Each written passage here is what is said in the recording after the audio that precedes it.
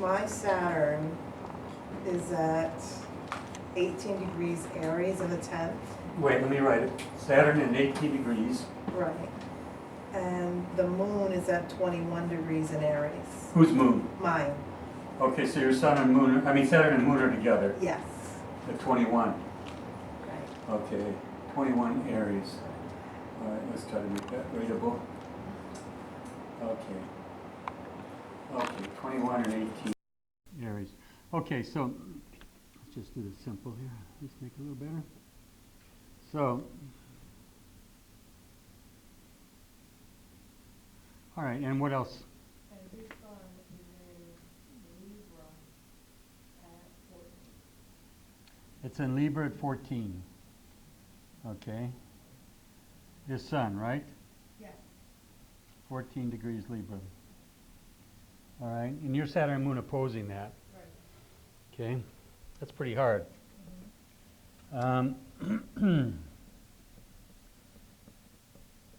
This means that the spirit and the soul are what? What do you think that means, spirit and soul? Conflict, right? Okay. We don't have a relationship, but it's always, he's like, he teaches Kabbalah, Okay. and we're always talking, and it seems like, you know, what he wants to do, I'm like, no, that's not what should happen. We're always opposing. Yeah. The only thing we don't oppose about is, The Kabbalah teachings. Yeah. Well, first of all, we don't have a whole lot here. We just have this, but this is critical because, you know, his spirit is actually opposed to your soul and to your Saturn, which means Saturn. Here's the thing: when you have Sun conjunct Saturn in your birth chart, you'll be attracted. Your spirit will be attracted to things that require some discipline. Okay, some organizational discipline. That's what Saturn's about. Sorry to interrupt, but you just said the moon. Yeah. Huh? You just said Saturn is at the moon. Yeah, right here. What did I say? No, I meant the moon. I'm sorry. You know, your emotional needs is what I'm talking about. I should have been. So what we're getting at is that we have an organizational need emotionally to be organized, to have some discipline, and you would also have an emotional need for work. In other words, if you're not working, if you're not emotionally fulfilling your duties and responsibilities, it's very hard on you with that aspect. I haven't even got the rest of the chart. I'm just doing that particular conjunction. This here is his sun, his will, as opposed to your moon, which means that there's a possibility, because Saturn's getting opposed and the moon, that there may be other motives in this relationship that are not on the surface, that may be, how can I use this word without, can be,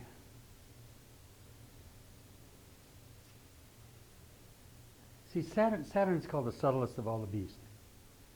And the fact that this has been set up like this tells me that there's something going on that may be ulterior motives in the relationship of teaching you. Am I making any sense? Yeah. I sense that there's something sexual involved in this dynamic somehow, okay? And it's somehow, there's something going on that's Saturn is so slick when it's opposed like this. It sets up a dynamic that can be very, very hard to perceive what's really happening there and what's really meant, intentions from this will. What is his real intentions here? I don't know whether you have that relationship. No, I know exactly what his intentions are, and I'm opposed to them. Is it sexual? No, that's not the problem. That's not even. I'm sorry, I shouldn't do. No, he's He- like 20. Okay. my man. You straighten me out. That's I know not mother and son, the but I issue. mean, no, but there's something else other Yeah, than that. and I know exactly where Okay, you're as long as saying. you know. I Okay. totally know, and Okay. I don't want to go there. It's Okay. not bad, but it's not where I want to go. Okay, good. That's all. Let's Yeah. leave it there. So anyway, I would have a hard time having a person that was my teacher, because they can, this means that his will subvert your soul. Let me tell you how it works, because the Saturn subverts. Saturn is very tricky. Saturn is subtle, subtlest of all the beasts. And your soul is your moon, and his sun is his will. So the ability to subvert your soul is very strong in this dynamic. And to coerce you into something you don't want to do is very clear in this aspect, okay? And that seems to be what's going on. You know, so from what you can reveal to me. Yeah, that's why I kind of stay away from him. I mean, I didn't have anyone else to give, so that's why I gave him. Yeah. But yeah, that's why I kind of keep him. Okay, good. Well, you know better than anybody. I mean, you know, you're a very intuitive lady, and you're very much in tune. But this definitely is not a good aspect to be in with somebody. You know, I don't want somebody's son in any way, their will, doing something to my moon and my Saturn, which is, you know, is kind of beastly. Okay, enough of that. Okay, anybody else have something here? And by the way, all we're doing is pulling one thing out of a chart.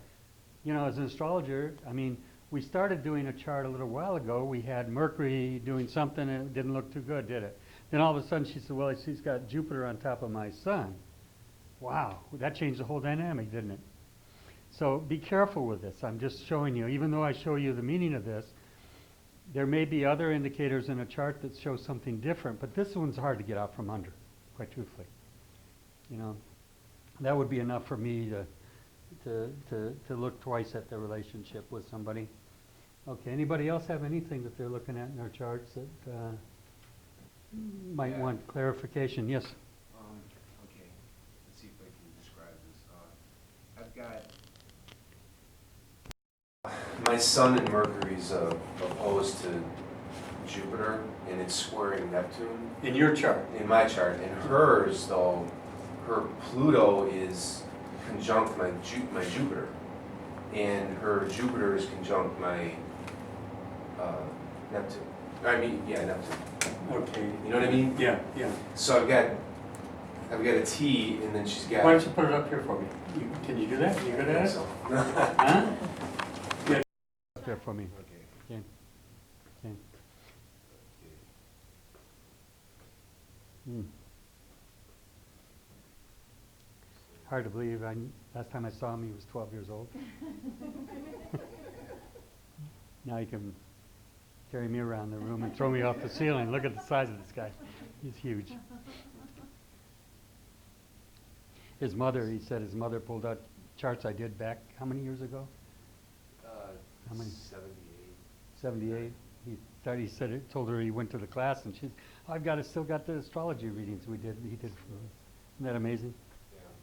Yeah. It's the odds we'd find each other after all these years, huh?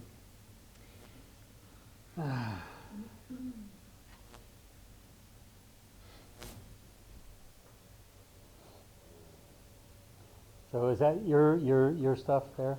This is me. Okay. This is me right here.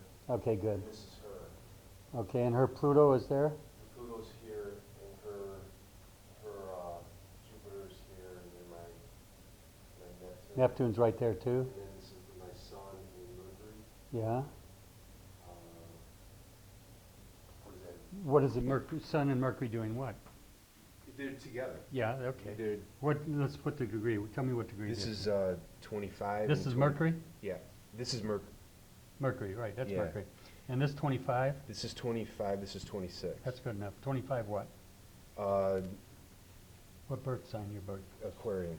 Okay, so, and this... Second house, yeah. Yeah, okay, and so this is hers, both of yours, or just one of these? This is hers. Hers is Neptune. No, I'm sorry. Yeah, is that Neptune? That's Pluto. Pluto, I mean. Pluto. Yeah, you did it right. You put Pluto. Good. That's what Pluto looks like. Yeah, and It's my conjunct your Jupiter, right? Yeah, it's Okay. one, both of them. Okay, good. Okay, good. And then her Jupiter is 26, and my Neptune is 26. Okay. What does Okay. that mean? Yeah, that's a good idea, actually. So let's just do this. This is hers, Yeah, this is hers, yeah. and down here, anything? Yeah, Anything her conjunct? moon is 10 degrees. Aquarius? Yeah, in Aquarius. Okay, so that's a conjunction almost. And these planets, 10 degrees Aquarius is her moon, right? Right. Okay, let's put that there. Okay, okay, go ahead. We'll get that. Let's look at that. Yeah. Okay. What does that Well, we're gonna look at it. Okay. Yeah, what does that mean? Huh? Do you have the other part to this? mean? No, Okay. Okay. It'll dry up if I don't put a cover on it. Let's see what I did with it. That's all right. It's okay. Don't worry about it. Oh, it's right there. Good. I did it. All right. Good. So what we're looking at is okay. Wow. First of all, Pluto to Jupiter in the 8th house, right? It looks like it, obviously. Okay. You know, that's. Anybody want to take that one on? Well, it's at 1 degree, so it's like right on the cusp of the 8th house, but it reads in the 8th. It would read in the 8th, yeah. You know, within 8 degrees, it tends to even have that influence. So Pluto is what? Help me with that. It's the worst side of it, yeah. Transformation, good. Desire, I desire Scorpio, right? Sex, okay. Sex, okay. And Jupiter, it could be in a big way. Just, why? Well, face it is. It is. It can be very, very, very good for his soul and body because Jupiter is the crescent over the cross. Okay, so Jupiter is, can be in a big way, and then we also have Jupiter on top of Neptune, and Jupiter is very benefic, and Neptune is his beliefs. Okay, it's also the healer. Jupiter is, isn't it? And what does Neptune rule? It rules the past. Your 12th house is everything behind you. It rules sorrow, Neptune, sorrow, self-undoing, prisons, all those negative things. Jupiter on top of Neptune is there to heal the past. You see what I'm saying? So it's somebody that would have great compassion. What is Jesus? Compassion? Jupiter. Compassion. For what? His suffering in life. And his sometimes confusion maybe. I mean, huh? Neptune, right? Makes more sense to me. Huh? Confusion makes more sense to me. Yeah. Neptune. Neptune is nebulous. It's unclear. It's foggy. It's watery. Good. And think about the symbol of Pisces. What is the symbol for Pisces? Doing what, though? Going two different directions. Okay. You see? So the reason the Pisces is so difficult, Neptunian stuff, is that it tends to fluctuate back and forth between belief, I believe is Pisces, and non-beliefs, about doubts all the time. And it's escapism, Neptune. It's alcohol. It can be. It could be somebody that counseled you out of that, for example, if you were imbibing. You see, that could say, look, this is not good. I love you enough. I don't need this in my life, so put it aside. You see what I'm saying? So all in all, it's very powerful. This here moon conjunct your sun is one of, I've said this before, is one of the best for what? Marriage. It gives, why? Because it gives her moon is on his sun. That moon is the soul. His sun is his spirit. They're merged together right here. I mean, they're very close orb, even though it's, you know, it's 15 degrees, but we allow that much for the sun and moon, don't we? Okay? And then it's also joined with his Mercury, his moon. So it means that, you know, there's an emotional compatibility that even comes from the communication between you and her. Now, I don't know, we're talking about in this chart, any of these aspects are square in opposition. This is in what sign? Jupiter, Neptune, rather. In Virgo? No, it can't be. Scorpio. Scorpio, yeah. Yeah, so it's 26 Scorpio. Yeah. Okay.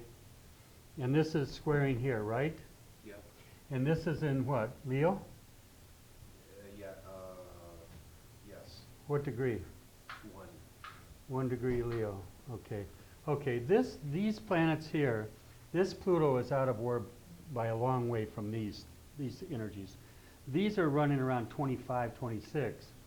This here square is not getting, is any other aspects, is there anything in your chart that's in Taurus? Mine, In your chart, yeah, or in hers? no, hers, she's got, I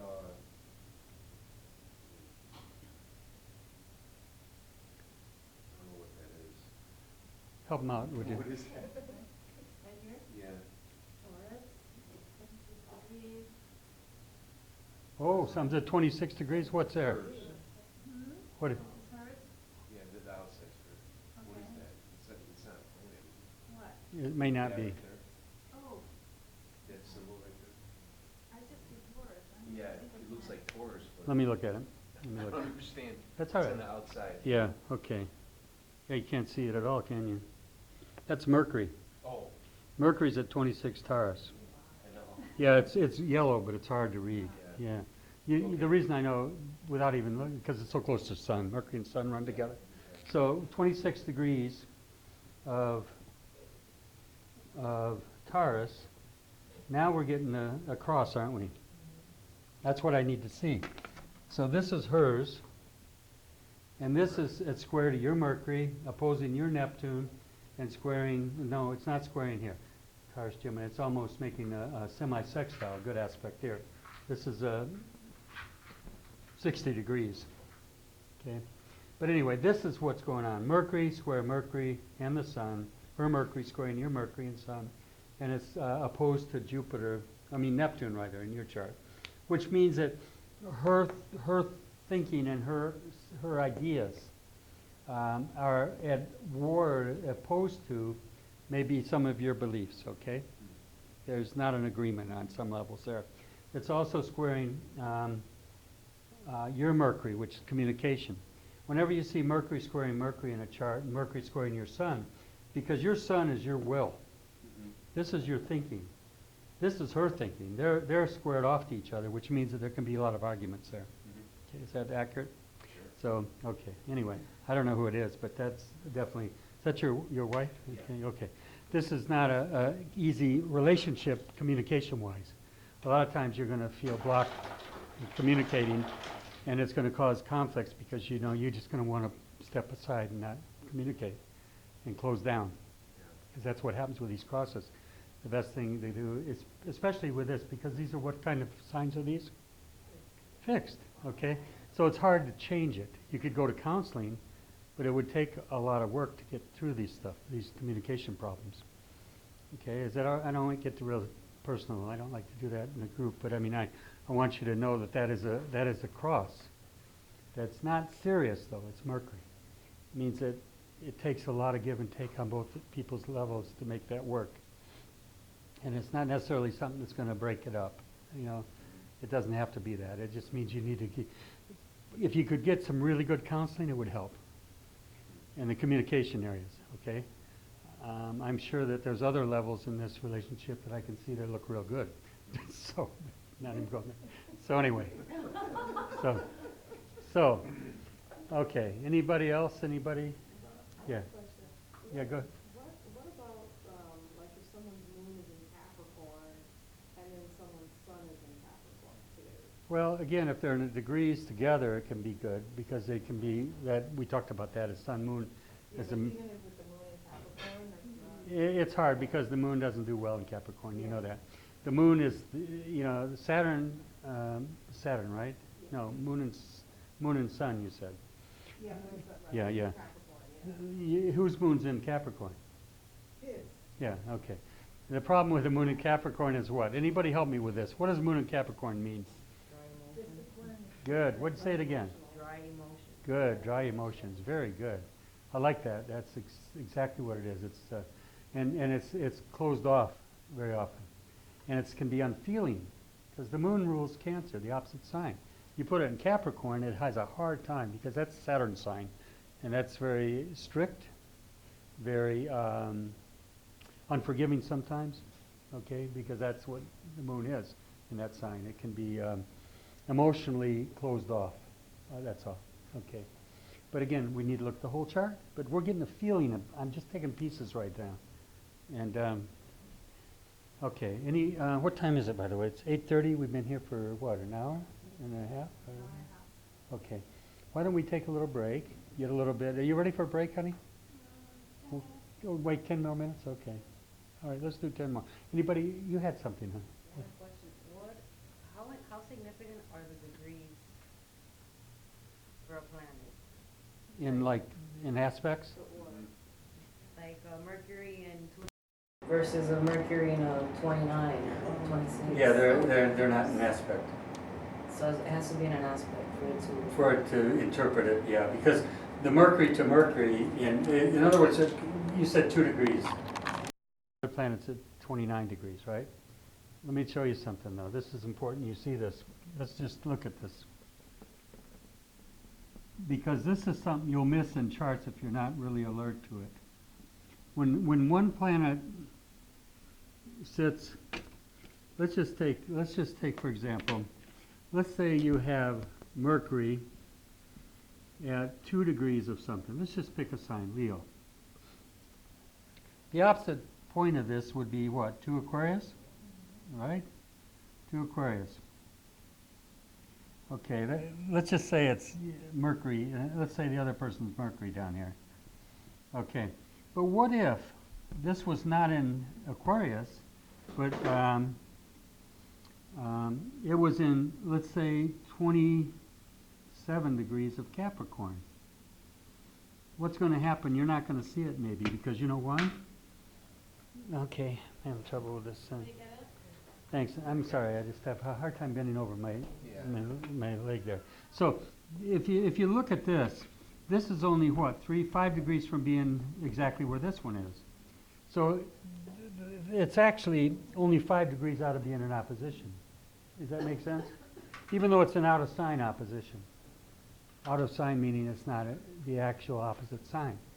So when you're doing charts, that's why you've got the graph, the little thing on the left side that gives you all the aspects.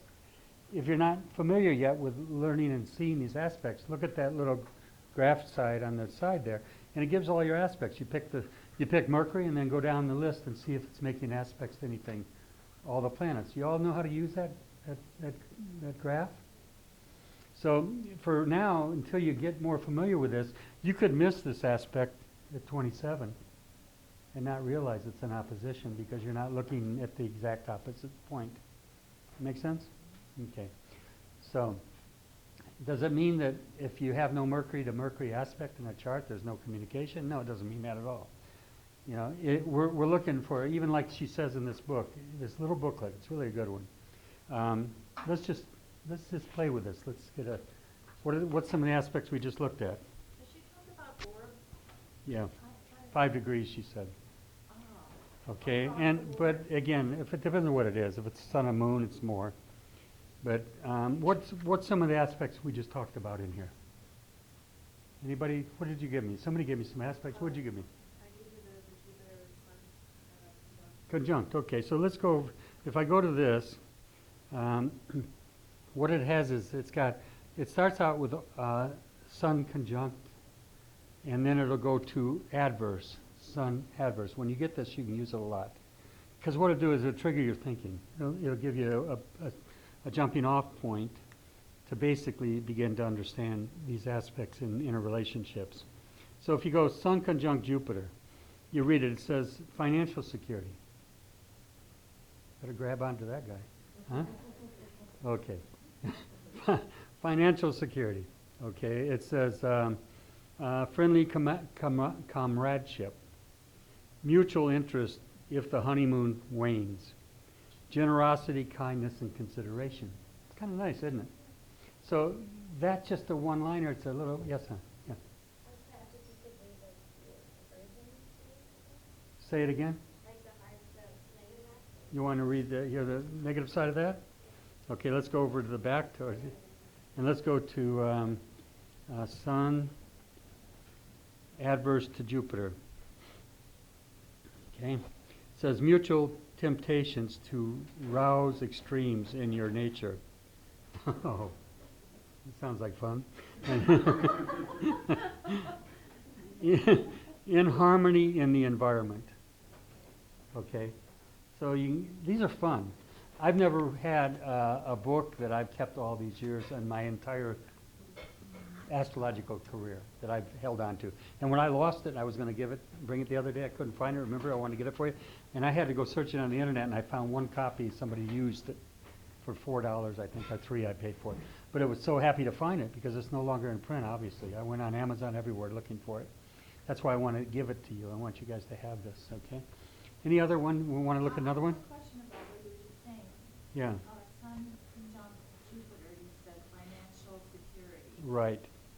Um, Why? yeah. Why finances? Yeah. Because Jupiter likes to bestow a bounty on us. Jupiter always. So if somebody has Jupiter on your sun, they tend to want to enrich your life in a generous way. Jupiter's giving, generous, bestowing good on you.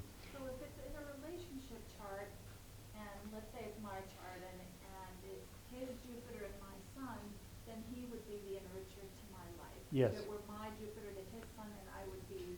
Yeah, so how would you like to have Saturn on your sun? Want to see what it says? Yeah. So let's go sun. These are fun. Yeah. Sun conjunct Saturn. And you'd think it'd be negative, but not necessarily it is, okay? It can be the father figure. It can be the rich old man that's going to take care of you the rest of your life, you know? That got some attention out here. Okay. So why is that? Listen to what it says, though. Saturn, stability, physical harmony, chance to pay a karmic debt. Oh, that sounds like fun, doesn't it? Duty rather than love sometimes. Okay, not good for advice, act of fate, mutual sorrow. So there's two sides to that, you see. It's like somebody that gets into a marriage for material good, security, all that, but they're never really happy in love. You know, that can be from that kind of an aspect. I've seen that in the charts of people that I've worked with, and it's sad what choices they make in life. Sometimes they choose it, and then they have to live with it, or they don't. They end up getting divorced. But the whole point is, let's take the positive side of something. What else can we do here? Should you sun sextile also? Well, let me read you the negative side, the real negative side of that. Sun adverse to Saturn. Duty and responsibility, suspicious, very severe, critical. Because Saturn, remember, Saturn picks things apart. Saturn can't see the forest for the trees, where Jupiter can't see the trees for the forest. You see the different concept? And I'm Jupiter. I'm real good at seeing the forest, seeing the large picture. But the small pictures, I've never been good at. I'm not real good at taking things apart. I mean, if something needs to be fixed, I get Elena. She's better at it than I am.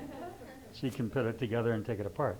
But the thing is that we all have our gifts and we have our talents. And that's one thing astrology does for you a lot. It teaches you tolerance and understanding of other people. That we're not all the same. And we all have different gifts and sometimes faults. But the important thing is in your chart is to, I get back on it. I don't mean to do it, but love yourself and love others. It's the key to it all. And manifest your love. You got to exercise that love, because love is not love unless you express it. And how do you express love? Think about this a minute. How do you express love? Only two ways. You express love to your wife by praise her and giving thanks. If you lack that praise and thanksgiving, your marriage is going to start going down. Think about it. And what separates and causes alienation, separation, and divorce in a relationship? It's accusations, finding fault, living in the past. You never, you always. I mean, I don't get away with that in this house. I said it the other day to my wife, something about you never or something, and boy, I never heard the end of that. Yeah, she comes down on me, because I'm supposed to be the teacher, right? What are you doing talking like that, I don't get away with it, see. But, we're all vulnerable to that. We're all capable of those mistakes. And thank God I've got a forgiving wife. That's what makes the marriage work. Forgiveness and coming back to each other and saying, I'm sorry, I've been an asshole for the last week, So that's the way it works, right? So praise, give thanks, trust, and good. You got to have that. And I tell a lot of people, they say, well, I can't stay in a relationship. Every time I'm in a relationship, it breaks up or it's not working out. And part of that is because of your beliefs. And it happens subtly. Let me tell you how marriages or relationships can break up very easy. You won't even realize you're doing it. It's by expressing the doubt. And let me show you how that works. If you're insecure in a relationship and you really don't feel like you're worthy to be loved because you don't love yourself very well, think about that a minute. If you really don't love yourself very well, you're going to be insecure because you don't think anybody else can love you because you don't love you. So here's what happens. You're in a relationship and you're doubting the fidelity and the faithfulness and the goodness of your mate. So what do you say? Do you love me? Do you love me? Pretty soon the guy's going to start thinking, do I really love her? You see where I'm coming from? So it's like, remember I told you about the time I hypnotized the guy to teach him, to get him to quit smoking? Did I tell you the story? And I hadn't seen him in 6 months. And I'd given him, you know, suggestions that he would never smoke, and if he did, it'd taste like filth in his mouth and everything. I really did a job on him. And so I hadn't seen him in 6 months, and him and his friend came by one time when I was living in Wheeling, Illinois. And he walked in, and I wanted to ask so bad. I wanted to say, have you had a cigarette since then? But I knew if I expressed that question, that I would also express doubt. And I could undo all the good that I had done. So he must have spent an hour at my place. And finally, at the very end, he was going to let the door. And I knew I had to keep my lips shut. I didn't want to ask him. And I knew in that hour he didn't have a cigarette, so I was hoping, he hadn't. But I wouldn't ask. And as he's just getting ready to go out the door, he turns around and he says, Ron, I haven't had a cigarette since 6 months ago when you told me I wouldn't. Right. And so the whole point of expressing, we don't see how we undo ourselves, is what I'm trying to tell you. We don't see the subtle things we do that creates division, separation, and alienation. And you got to remember, doubt is expressed very subtly. Do you really love me? Why do you love me? See all these questions? Pretty soon the person's going to start thinking that and start saying, well, maybe I don't. Maybe I'm not really in love. Does this all make sense? Okay. So, accusing, fault finding, and that starts with yourself. How much time do you spend accusing yourself of the mistakes you made? You can't undo them. Get behind me, Satan. It's done. You can't undo those mistakes. We've all made them. I'm the chief of sinners in this room. I've done the worst, I am. It's on record. It's on public record. So, so you all make mistakes. We all make mistakes. I could have spent the rest of my life regretting, remorseful, guilty, walking around with my head down, and not living my life. Or I could let go of it and say, look, life is what it was. That's gone. I'm not that person anymore. So you need to walk in that spirit of truth, light, and love. And that means loving yourself first. You'll never love others till you love yourself. There's a scripture that says, a man who loves his wife loves himself. Think about it. You can't love others unless you love yourself. You can. It's impossible. And the more guilty you are, the more you're going to accuse others. It's the way it is. If your guilt and your crime and your sin is something that you're walking around with all the time, as soon as you see somebody else make that same fall to that same mistake, do that same thing, you're going to be pointing the finger at them. Oh, look what they did. Or reading the newspaper. When I was in prison, the guys that did the worst dastardly things, as soon as somebody would read an article, these guys would read an article about a crime they committed. They'd show it to everybody. Look what this guy did. Yeah, because they're also living it, you see. So anyway, enough preaching to you guys.